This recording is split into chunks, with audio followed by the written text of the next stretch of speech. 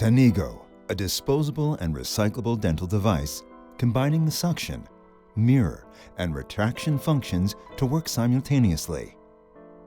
Attached easily to the dentist's chair.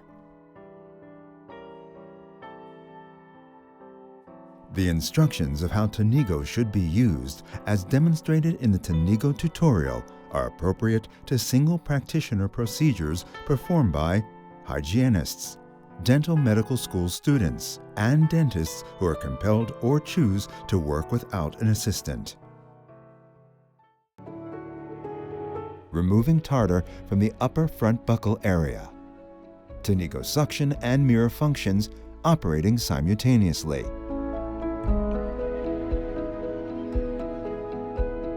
Upper lip is retracted by the dentist's finger.